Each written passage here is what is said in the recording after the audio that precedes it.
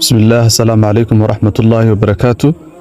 sidaan muuqaalka hore ku soo aragnay ama ku soo xusnay shiicadu bilowgoodii hore waxay salka ku haysay la dagaalanka islaamka maadaama fikirkii lagu aasaasay uu khilaafsanaa usuusha diinta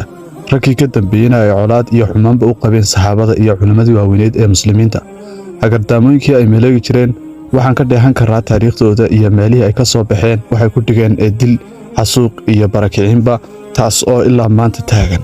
taariikhda shiicada laguma hayo in ay dhul furatay oo ay diinta islaamka gaadhsiisay waxa laga hayaa kaliya in ay had iyo jeer mu'aamaro iyo shirqoole ku hayeen dowladihii islaamka ee soo jiray gudahooda mar walba la soo banbixi jireen hagardaamo lagu hayo dadka muslimiinta tusaalooyinka arrintaas waxay dul ceegaagaan buugaagta taariikhda islaamka ee ay qoreen culimadii waaweyned dhammaantood waxay soo arooriyaan sooyaalkii shirqooleed ee shiicada ee ay had iyo goor dowladihii islaamka iyo shucuubtii muslimiinta ku hayeen waxaa tusaale inoogu filan dhacdooyinkan aan yar xusi doono qarniga afraad ee hijriyada waxaa geyiga islaamka ka dhashay firqo ka mid ah shiicada oo la yidhaahdo alqaraamida oo ka mid ahayd firqooyinka ugu xag jirsanaa ee aad ula dagaalamay muslimiinta firqadan waxay maamul ka samaysteen mantaqadii la odhan jiray albaxrayn oo ka koobnayd waagaasi bariga jasiiradda carabta kooxdan jariimooyinkii ay muslimiinta ka galeen taariikhduna ay xusto waxaa ka mid ahaa sanadkii 317 hijriyada inay ku soo duuleen xaramka waqti ay xujaydii gudanayeen xajkooda sida taariikhdu wariso waxay halkaas ku laayeen intii badneed xujaydii sanadkaasi sidoo kale waxay hadeen xajar al-aswadkii kacbada isaga oo ay dilaaciyeen waxayna u qaateen caasimadoodii hajar ee bariga jasiiradda carabta 22 sano ay halkaas ku haysteen oo kacbadu bilaa xajar al-aswad ahayd ilaa laga soo gaadho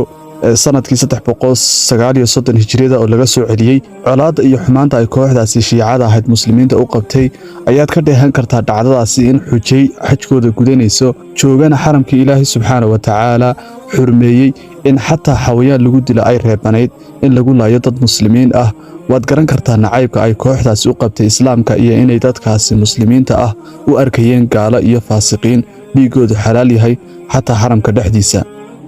ibnu kathiir wuxuu kitaabkiisa albidaaya wanihaaya ama bilow ilaa dhammaad wuxuu ku sheegay in ibnu calqami oo wasiir u ahaa almuctasim waa khaliifkii ugu dambeeyey ee dowladdii cabbaasiyada wasiirkan oo shiico ahaa wuxuu qayb weyn ka qaatay ku soo hagidda ciidankii holaako ee tataarka kuwaasoo ku soo duulay dowladdii islaamka ee cabbaasiyada ninka shiicadahaa colaad iyo xumaan uu u qabay dowladdii islaamka wuxuu maleegay shirqool uu doonayay inuu ku burburiyo dowladdii islaamka isaga oo ku soo hagay cadowgii tataarka ee soo jiiday qaybihii bariga dowladda ilaa ay u soo tallaabeen magaalada baqdaad ee ahayd caasimadii dowladda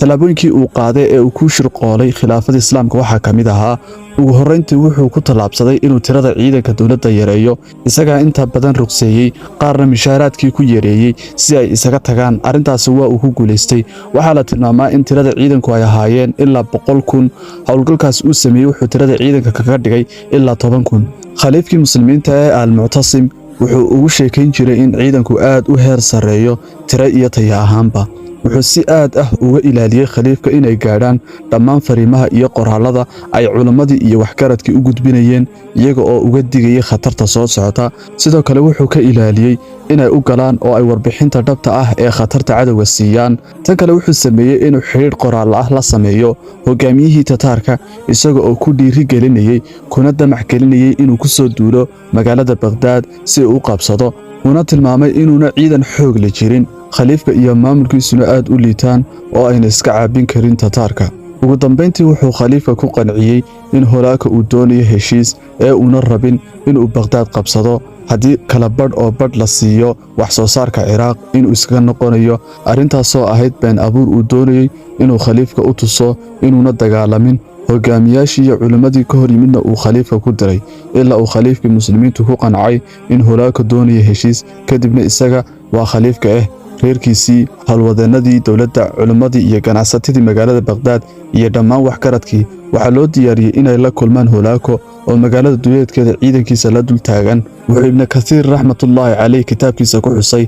in qiyaastii dad gaadhaya ilaa 700 oo qof uu khaliifku hogaaminayo oo isagu jira howlwadeennadii dowladda yacni madaxdii culimmadii ganacsatadii waxgaradkii magaalada baqdaad ay hortageen holaako halkaasna lagu wada gowracay waxaa la yidhaahdaa ninkii la odhan jiray naasirudiin adduusi oo ahaa nin shiico ah kana mid ahaa firqada Ismaaciiliya uu holaaka la socday una ahaa la taliye kula talin jiray sidii uu muslimiinta sunniyiinta ah u xasuuqi lahaa magaalooyinkoodana u burburin lahaa. ninkaasi Ibnu Calqami ayaa kula taliyay inuusan la heshiin khaliifka isaga iyo cidda la socotaba uu laayo kadibna magaalada Baghdad burburiyo. Ibnu Calqami iyo Adusi waxa ay u arkayeen in Baghdad tahay qalcadii sunniyiinta haddii la burburiyo dowladii khaliifada ahayd la baabiyo in calankii shiicadu taagmayo iyaguna ay awood u yeelanayaan inay fikirkooda dadka ku faafin karaan waayo dowladii iyo culimadii hortaagnayd haddii meesha laga leexiyo inay fursadaasi helayaan. taariikhdu waxay xustaa in magaalada Baghdad xilligaasi